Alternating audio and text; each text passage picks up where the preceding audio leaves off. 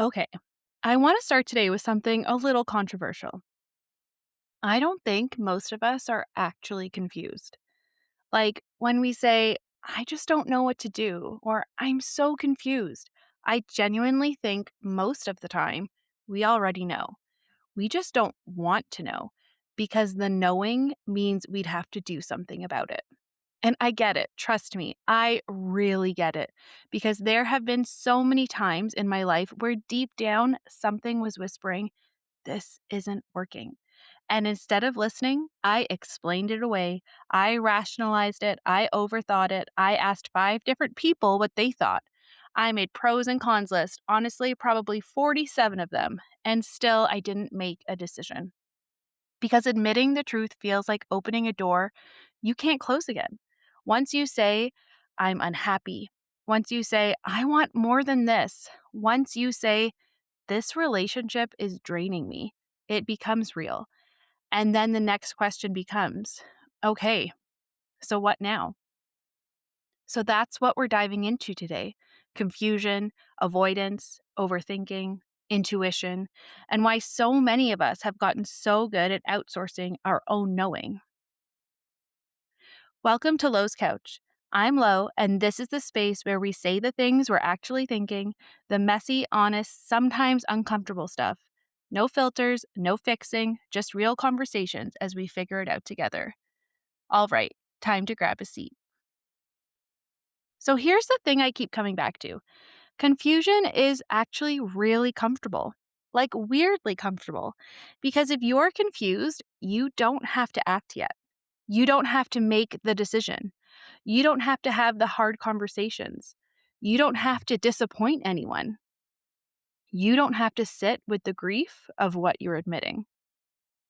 Psychologists actually have a name for this. It's called experiential avoidance.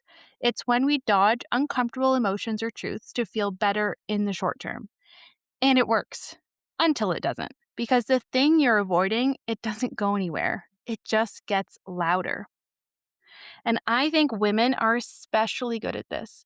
We've been conditioned from really early on to be agreeable, to keep the peace, to not be too much. There's actually research on something called silencing the self. It's this pattern where women suppress their real thoughts and feelings in relationships to maintain harmony. And the cost of that? Higher rates of anxiety and depression. We literally make ourselves sick trying to keep everyone else comfortable. So when something inside us starts saying, this isn't it anymore, we override it. We get really good at muting that voice. We stay in the job we have mentally checked out of 2 years ago. We stay in the relationship where we feel completely alone. We keep saying, I'm just tired, when really we're burned out. The World Health Organization actually defines burnout as a syndrome. It's not just tiredness, it's energy depletion, emotional distance, a kind of cynicism that creeps in when you've been running on empty for way too long. But calling it just tired means we don't have to address it. Confusion does the same thing. It keeps us in this emotional waiting room where nothing actually has to change. And this is where overthinking comes in, because overthinking feels so productive, right? Like you're doing the work. It feels like processing, preparing, being responsible. Like any minute now, you're going to think your way to the answer. But honestly, a lot of the time, overthinking is just avoidance, dressed up as productivity. Psychologists call it rumination, and the research on this is kind of wild. Rumination doesn't help us solve problems, it actually makes things worse. It deepens depression, it impairs problem solving, and it keeps us frozen. We stay in our heads because if we keep analyzing, we don't actually have to move. I lived this. I sat in a corporate job for years. Stable career, salary, benefits, all the things you're supposed to be grateful for. And I was grateful, but I also wasn't fulfilled. And those two things can both be true at the same time, by the way. And that's a whole other conversation. But instead of admitting I wanted something different, I just kept thinking about it. Convinced myself maybe I was being dramatic. Maybe I was ungrateful. Maybe I just needed to push through. The grass isn't always greener on the other side. Overthinking gives us this illusion of control. It feels like we're doing something, but really we're just spinning. Weeks pass, months pass, sometimes even years pass, and nothing changes. And here's the thing nobody talks about enough: clarity doesn't come before movement, it comes after. You don't think your way to certainty. You move, and then the path gets clearer. Waiting until you're 100% sure is actually just another way to stay stuck. But here's what I've realized: while our brains are busy spinning, our bodies have already figured it out. And I know that might sound a little woo, but stay with me. There's this theory called the somatic marker hypothesis. Basically, our bodies process information and create emotional signals way faster than our conscious mind can catch up to. Your nervous system is constantly picking up on things and filing them away before you're even aware of it. So, when you're about to see that person and suddenly you feel exhausted, your chest tightens or your stomach, it just drops. That's not random. That's your body trying to hand you information.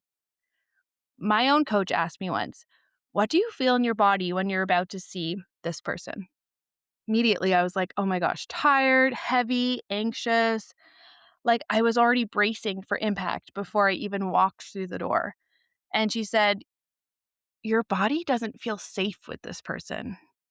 It's trying to tell you something." And I just sat there like, damn. Because logically, I was still explaining everything away. I was giving grace to that person and convincing myself I was overreacting. But my body had already made its decision. My body had known for a long time, way before my mind caught up. We do this constantly. We stay in relationships too long, in environments too long, in survival mode too long, because our minds are working overtime to rationalize what our bodies are literally begging us to pay attention to. Not every uncomfortable feeling is intuition. I want to be clear about that. But the pattern of dread, the heaviness that shows up before certain people or situations, that is information. And your body does keep the score. So if our bodies already know, why don't we listen? And honestly, I think a lot of us are waiting for permission, like waiting for someone to tell us we're allowed to want what we want. We compare our feelings to what we think we should feel given our circumstances. Like, my life looks good on paper, so who am I to be unhappy? I have a job, a house, a family. How dare I want more? And that gap between your internal reality and your external life creates this paralysis where you can't trust yourself. You keep outsourcing your knowing to other people, to logic, to what you're supposed to want. So, Glennon Doyle, one of my favorite authors, talks about this in Untamed, which, if you haven't read it, you must go run and get it right now. And she shares this idea that women already know. We know what we want, we know what isn't working, and we know what we've outgrown. But we've spent so long handing that knowing over to everyone else that eventually we stop trusting it. We stop trusting ourselves. And here's what I want you to hear: you don't need more information. You don't need another pros and cons list. You don't need consensus. You need to get quiet enough to hear the thing you already know. And then you need to give yourself permission to say it out loud. Because that permission, it's not coming from anywhere else. It has to come from you. And that's really why I started this podcast, because things didn't shift for me when everything got fixed. They shifted when I finally started telling the truth out loud to another human, not just spinning it in my head. And there's actual science behind this. A researcher named James Pennebaker spent decades studying what happens when people put their difficult emotions into words. And consistently, he found that it reduces stress hormones. It calms the brain's fear response and creates real, measurable clarity. Like literally, your brain processes things differently when you say them out loud versus just looping them internally in your head. For me, one of the biggest moments was admitting to my husband that I wasn't happy, and not with him, but with my life, and not where you think. But it was with where I was in my career. And on paper, everything was fine, but I kept feeling this thing I couldn't shake. This isn't it. This is not what I have dreamt of for my life. And saying that out loud cracked something wide open because then the next layer had to come. I want to help people. I want deeper conversations. I want to coach. I want to eventually go back and become a therapist. I want work that feels meaningful and real. And then, honestly, terrifying, I want to start a podcast. Truly, that felt insane to say out loud. Like, there are thousands of podcasts. Who am I to do this? What if nobody listens? What if I fail publicly? Every insecurity came flooding in. But underneath all of that fear, there was this quiet feeling that wouldn't leave me alone. And it was at the core of my desires that maybe just one woman would hear something in these conversations and feel less alone. Maybe one person would finally feel seen. And that mattered more to me than getting it perfect.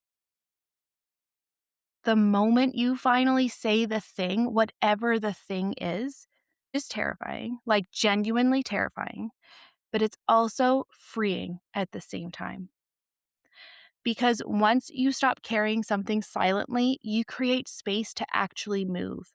People will believe in you. People will meet you in your honesty. And maybe for the first time in a long time, you'll start to feel proud of yourself again. Not because everything's figured out, but because you finally listened to yourself. You will still have self doubt. You will still get scared. You will still have moments where you want to shrink back.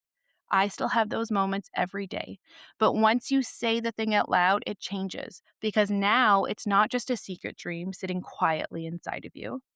Now it's real, and you can start building from truth instead of survival. So, if you take anything from today, let it be this.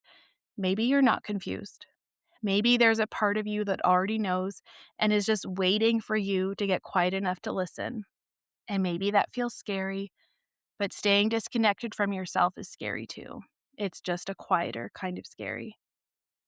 This week, instead of asking, "What should I do?" try asking, "What do I already know?" And then actually get still enough to let the answer come up. If this episode hit close to home, send it to a friend who's been stuck in her head lately. She probably needs it. And if you want deeper support, coaching, community, a place to stop carrying everything alone, all the links are below. Thanks for sitting with me today. I'll see you next week on Lowe's Couch.